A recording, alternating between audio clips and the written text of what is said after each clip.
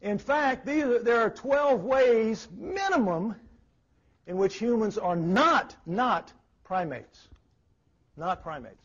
Our bones are much thinner and lighter. Our muscles are 5 to 10 times weaker, pound for pound. Our skin is not well adapted to direct sunlight. Our adipose tissue, we have 10 times as much. That's the fat under your skin. You cut us deeply and severely, and the cut's just going to open because of the fat, and it isn't going to heal without stitches, and could well get infected and die. You cut them up pretty bad. They're like a horse. It'll go back together and heal, and everything has that ability to self-heal but us. We've got that fat. Body hair, missing, patterns reversed. We don't have a lot of body hair relative to primates, and the pattern is completely reversed. Now figure this out. Why? They're thick on the back and light on the front, and we swapped it around. Heavy on the front, light on the back. What selective advantage is there to that? Why would nature bother? Okay, head hair and nails must be trimmed. Now, what were we thinking? Where's the advantage in that? Just to give the women something to complain about? My hair, my nails, Sorry, I'm just teasing. I'm just teasing. But you get the point. That was not a good move. That was not a good move by Mother Nature. It's better to just have, like sending the kids to school in a uniform. Everybody looks the same. What are you complaining about? Everybody looks the same. If you could just, if all our hair ended at the same length and our nails, and that was a good thing. Why did we give it up? Skulls and brains, not in the same ballpark. Not even close. Locomotion, most obvious difference. And primates, remember. Speech, we just saw. Throat's completely redesigned. Sex, no sign of typical estrous cycles. Genetic disorders, we have over 4,000. Very few among them. We have over 4,000. What were we thinking? How do we do this? And most of all, we decided to give up a couple of chromosomes, a couple of whole chromosomes to become what we are. We ought to have about 20 more, it would seem to me. We're so much better, so much more sophisticated in so many ways, supposedly. How do we drop 2 and do that? Now let's focus on these last 2 for a minute. Genetic disorders. We have over 4,000 and counting. 4,000 genetic disorders in our gene pool collectively, meaning you can find these 4,000 genetic disorders from Eskimos to Watusis. We all carry on average about 250. You may have 200, your wife may have 100, but if you two carry the same one, each of your children has a 1 in 4 shot of expressing it. Now, the key to this is simple.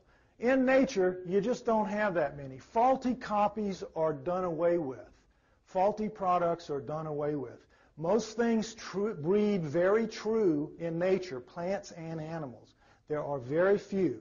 Things like albinism, you'll find that in gorillas and alligators, and but being an albino doesn't kill you. It doesn't really stop you from reproducing, so you can bring that kind of a gene flaw into the gene pool.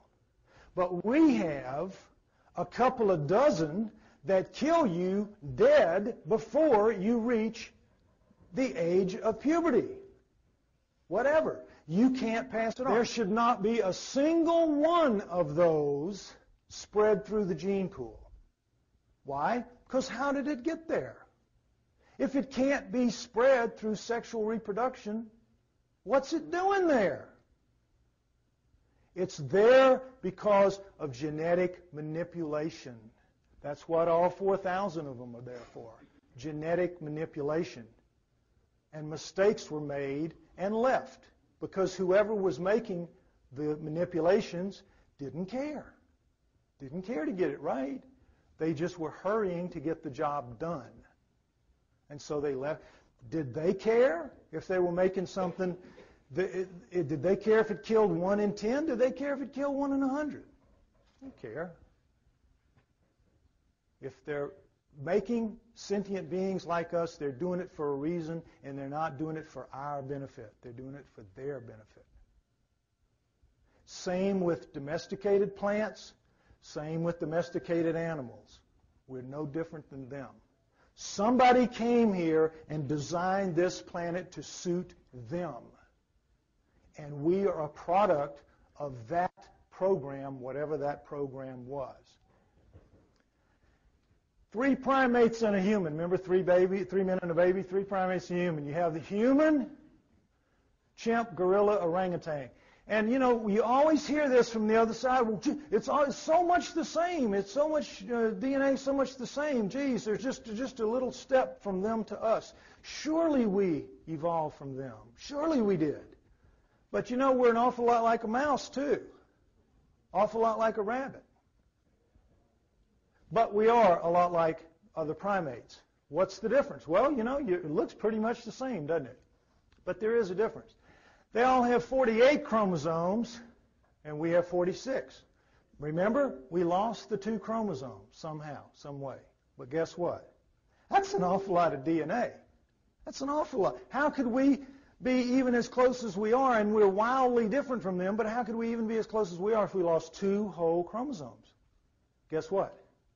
This is the big secret they don't tell you. We didn't lose them.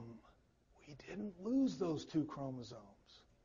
Guess what? Guess what? Next slide. Somebody fused them. The second one, somebody took number 2 and number 3 on the primates, and in us, fused it together. Why do you suppose they would want to do that? Keep the whole chromosome package there, but turn 2 into 1. Why? What if they wanted to breed us with something that had 46 chromosomes and breed us regularly to them and create an offspring that way? They would have to combine the package and reduce it from 48 to 46 without losing any of the DNA. And that's what they did.